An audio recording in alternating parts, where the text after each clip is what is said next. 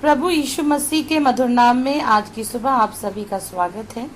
इस प्रार्थना सहभागिता में एक बार फिर से परमेश्वर का धन्यवाद हो कि उसने हमें मौका दिया है कि हम मिलकर इस खूबसूरत सुबह में उसकी महिमा और स्तुति कर सकते हैं, उसका धन्यवाद कर सकते हैं। उसका धन्यवाद करो क्योंकि वह भला है और उसकी करुणा सदा की है।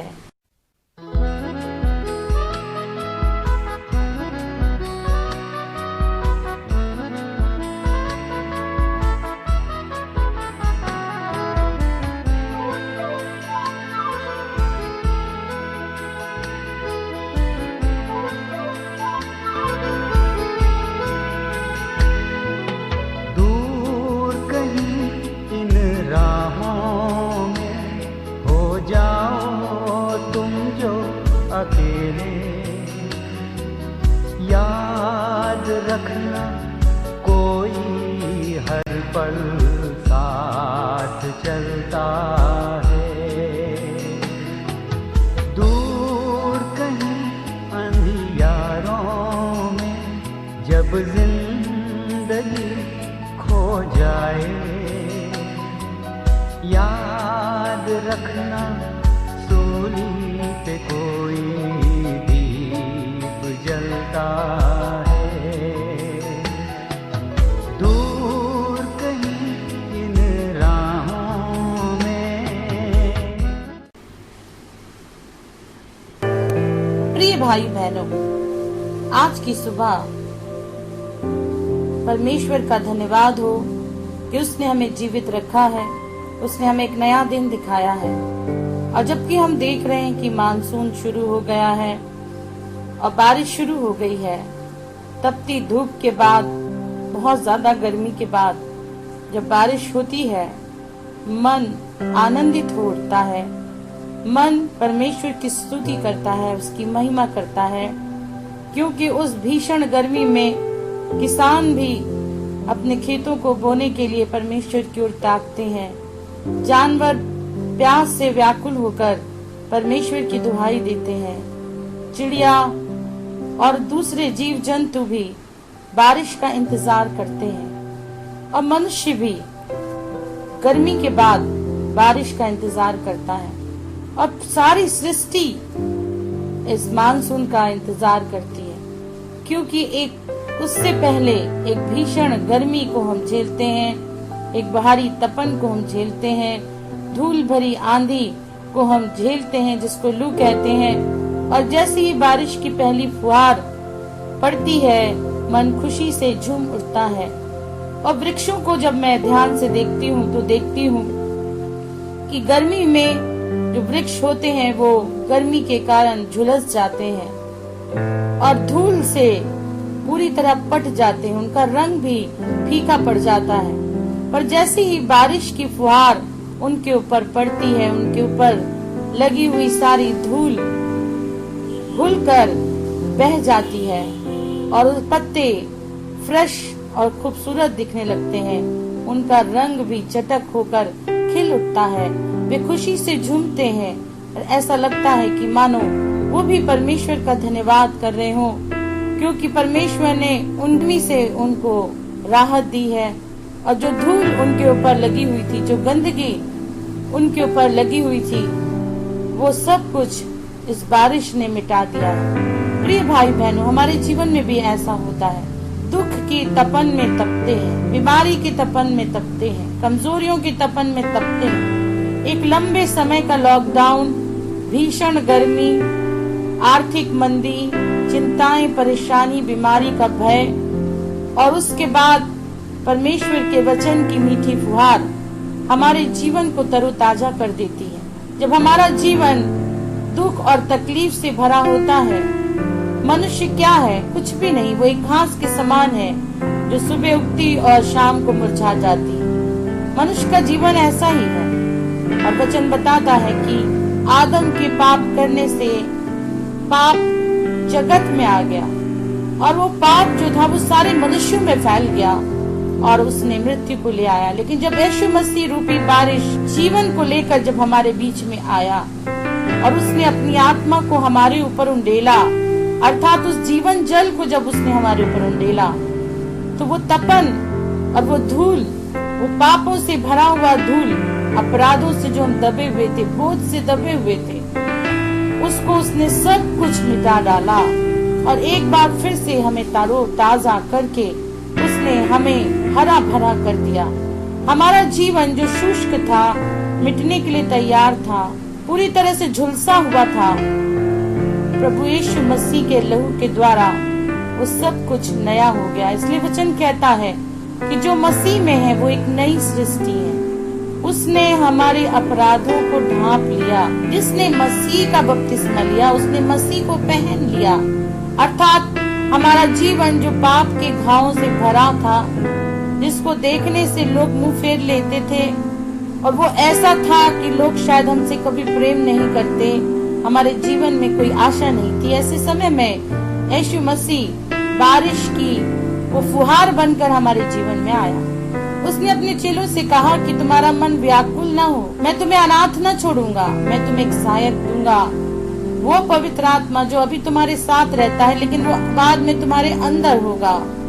वो तुम्हें मेरी बातों को सिखाएगा, वो तुम्हें जीवन देगा, क्योंकि मैं इसलिए आया कि तुम जीवन पाओ और तुम्हारे हृदय में से जीवन के जल की नदियां बह निकलेंगी। हालेलुया।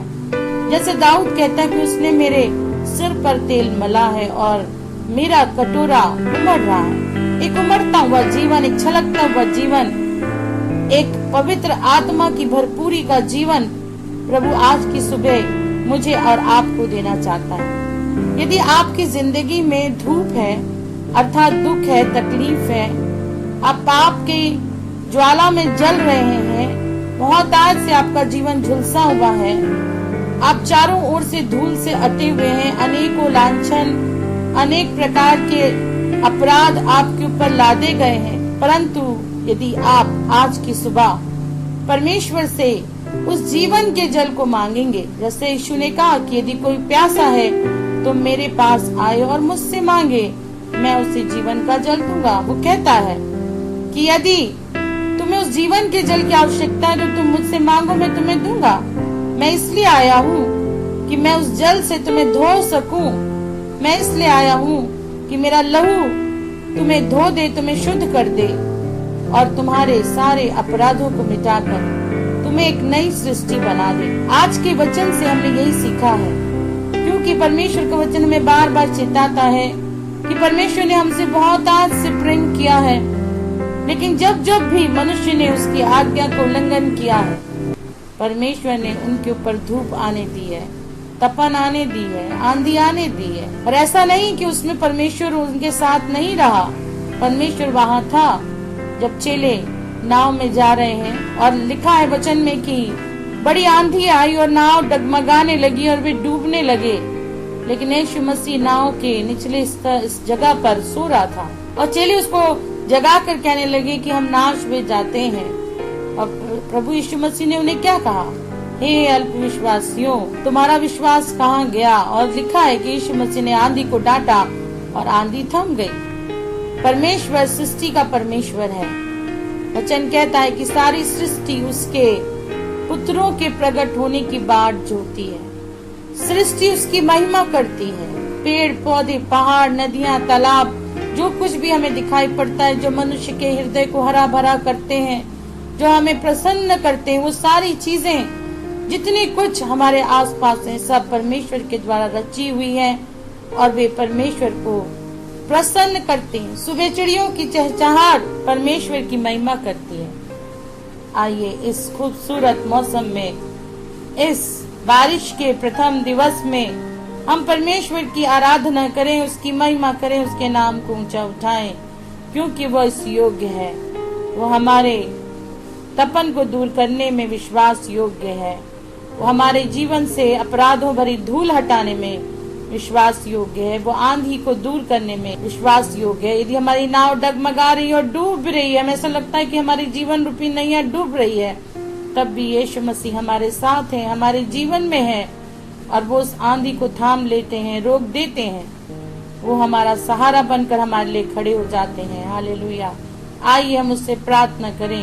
हम प्रार्थना करें कि प्रभु हमें जीवन का जल दे, बीमारी से को उठाते उठाते हम थक गए हैं, जिंदगी की परेशानियों को उठाते उठाते हम थक गए हैं, हम अपने घर गृहस्थी को संभालते संभालते थक गए हैं, हम अपने लोगों को खुश करते करते थक गए हैं।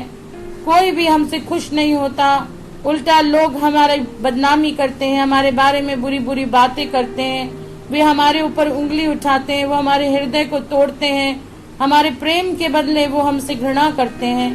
हम उनसे प्रेम से बातें करते हैं लेकिन वो हमें गाली देते हैं, हमारे विषय में बुरी बुरी बातें करते हैं, वो हमारे बारे में लोगों को गलत गलत बातों को कहते हैं। हम उनकी भलाई के चाहते हैं लेकिन वो हमसे बुराई ही करते हैं। ये सारी गर्मी, ये सारी जलन, ये सारा धूप हमारे जीवन से दूर कर सकता है और वो है जीवन का जल। और वो जीवन का जल प्रभु यीशु के पास है।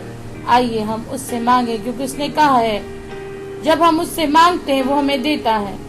और वो जीवन का जल हमें स्फूर्ति प्रदान करता है, हमारे अकेलेपन को दूर करता है, हमें प्रार्थना करना सिखाता है। वचन कहता है कि वो अनुग्रह करने वाली और प्रार्थना सिखाने वाली आत्मा को हमारे ऊपर उंडेलेगा। हालेलुया। हाँ, सचमुच में हम कैसे प्रार्थना करें हमको आता नहीं है, हम नहीं जानते कि हम कैसे प्रार्थना करें। यीशु मसीह ने अपने चेलों को प्रार्थना करना सिखाया, वैसे ही पवित्र आत्मा के बारे में लिखा है कि वो स्वयं हमारे लिए आहें भर भर कर परमेश्वर से हमारे लिए प्रार्थना करता है, क्योंकि वो परमेश्वर के विचारों को जानता है, क्योंकि वो उसी का आत्मा है, इसलिए वो हमारे लिए परमेश्वर से प्रार्थना करता है। हालेलुया। एक ऐसा सहायक जो स्वयं परमेश्वर है हमारे हृदय में रहकर वो हमारे लिए परमेश्वर से बात करता है। क्या ये अद्भुत नहीं है? ये एक अद्भुत बात है मेरे प्रियो, एक अद्भुत एक्सपीरियंस है, अनुभव है, और हर एक को इस अनुभव से गुजरना अवश्य है, क्योंकि बिना उसके हम अकेले हैं, अनाथ हैं, अकेले हैं, मित्रहीन हैं। वही है जो निरंतर हमारे साथ रहता है, वही पुनरुत्थान का आत्मा है जो हमें अंतिम दिन में जिला उठाएगा। हमें उसकी आवश्यकता है, उसके बिना हम पवित्र नहीं हो सकते हैं, उसके बिना हमारे अंदर जीवन नहीं हो सकता है। आइए आज की सुबह हम सब मिलकर परमेश्वर से उस आत्मा को मांगे, उसकी भरपूरी को मांगे। हम मांगे कि प्रभु हमारे देश में हमारे लोगों के ऊपर अनुग्रह करने वाली और प्रार्थना सिखाने वाली आत्मा को उंडेल, ताकि हर एक व्यक्ति अपने लिए प्रार्थना कर सके, हर एक व्यक्ति परमेश्वर से वरदानों को मांगे, हर एक व्यक्ति अपनी तपन को दूर करके स्फूर्तिवान बने, नई सृष्टि बने। परमेश्वर की यही इच्छा है। आइए प्रार्थना करें। सामर्थी परमेश्वर, एक बार फिर से आपके चरणों में धन्यवाद करते हैं सुंदर वचन के लिए प्रभु, जिसके द्वारा हमने इस बात को सीखा कि जैसे सृष्टि ग्रीष्म ऋतु के बाद बारिश का इंतजार करती है ताकि उसका झुलसा हुआ रूप फिर से हरा भरा हो जाए, वो तपन जो उसके ऊपर इन गर्मियों में पड़ी है उससे वो दूर होकर फिर से एक नई सृष्टि बन जाए, फिर से उसके पत्ते हरे भरे हो जाएं, उसमें फूल खिलने लगे, उसमें फल आए। ओ प्रभु, होने दीजिए कि हमारा जीवन भी ऐसा ही हो। खुदावन, जैसे हमने दुख की गर्मी में, दुख की ज्वाला में तप कर खुदावन, हमें आपकी आत्मा की आवश्यकता, उस फुहार की आवश्यकता, उस अंतिम बारिश की आवश्यकता है जो आपने अपने वचन में कहा है कि मुझसे मांगो मैं अंतिम बारिश दूंगा। हाँ प्रभु, वो बारिश जो आपने पेंतिकुस्त के दिन दिया कि लोग प्रभु जी आपकी आत्मा से भर गए, खुदावन वो जीवन उनके हृदय में उतर आया। प्रभु, हम चाहते हैं कि आज की सुबह भी हम सब सुनने वाले, प्रार्थना करने वाले और जितने लोग इसमें सहभागी, हर एक के ऊपर वही आत्मा उतर आए। ओ प्रभु, वो बारिश हमारे जीवन में पड़ने पाए, ताकि हमारा मन जो दुख से भरा हुआ है, टूटन से भरा हुआ है, हाँ प्रभु जी, अपने लोगों के व्यवहार से प्रभु जो हमारे हृदय में एक जलन है खुदावन, वो जलन आपकी आत्मा के द्वारा शांत हो जाए मेरे राजा। हम फिर से प्रभु जी उस शांति और आनंद को अनुभव करने पाए प्रभु, क्योंकि हम भलाई करते हैं और लोग हमारे साथ बुराई करते हैं। हम अपने प्रेम को प्रदर्शित करते हैं लेकिन वो हमसे घृणा करते हैं खुदावन। प्रभु, केवल आप ही हैं जो अपने अनुग्रह करने वाली आत्मा को लोगों के ऊपर उंडेल सकते हैं। हर एक व्यक्ति के ऊपर प्रभु अपने अनुग्रह को उंडेल दीजिए प्रभु, वो प्रार्थना सिखाने वाली आत्मा हमें दे प्रभु, जो हमारे लिए स्वयं आहे भर भर कर आपसे प्रार्थना करे। हर एक भाई बहन जो इस समय प्रार्थना में सहभागी, हर एक को अपनी शक्ति और सामर्थ्य भर दीजिए प्रभु।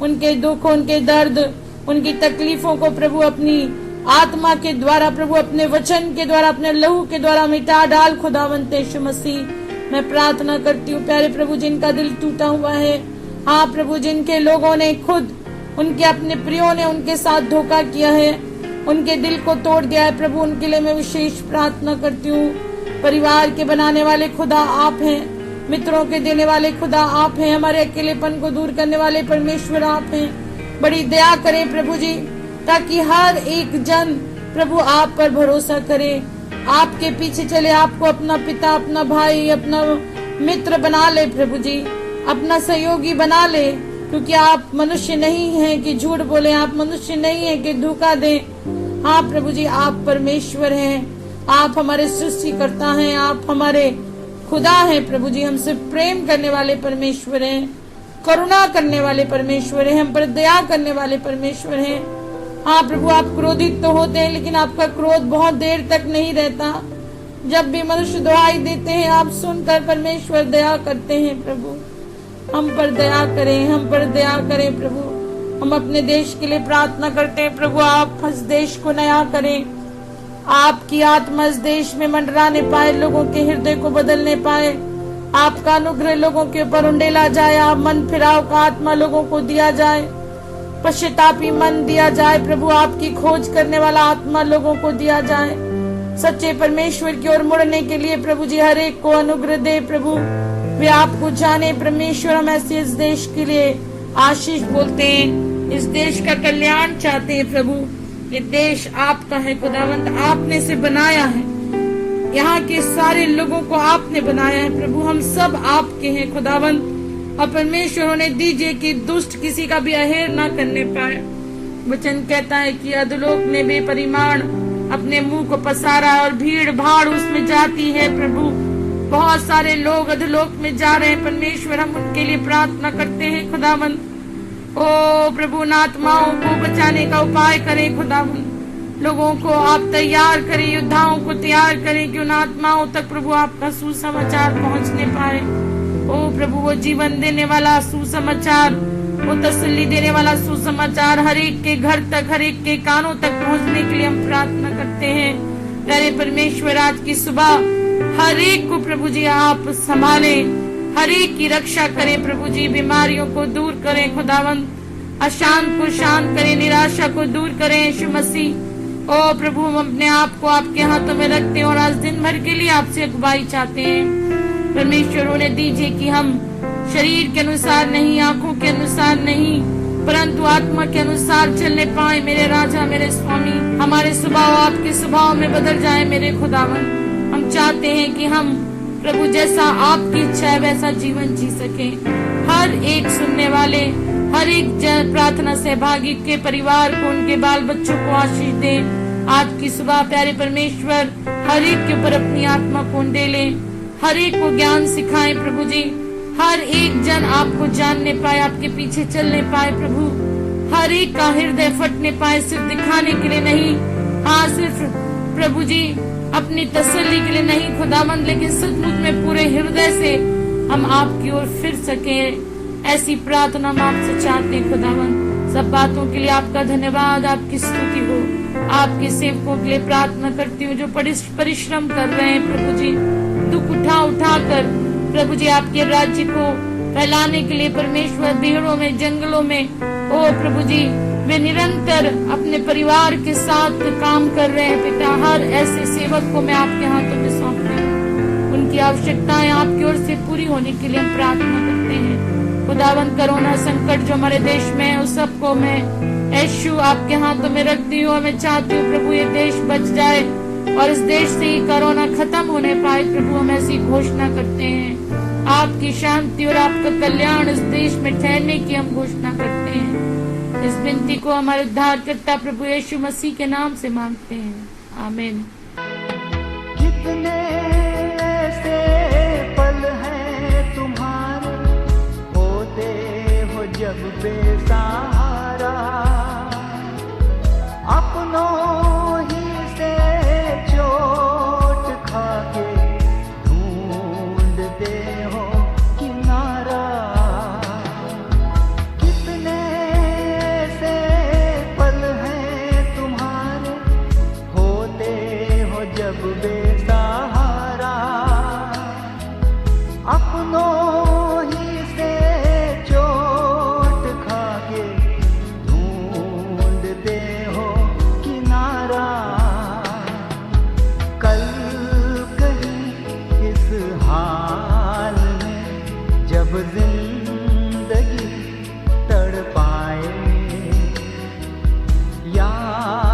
रखना उसका इशारा थाम लेता है।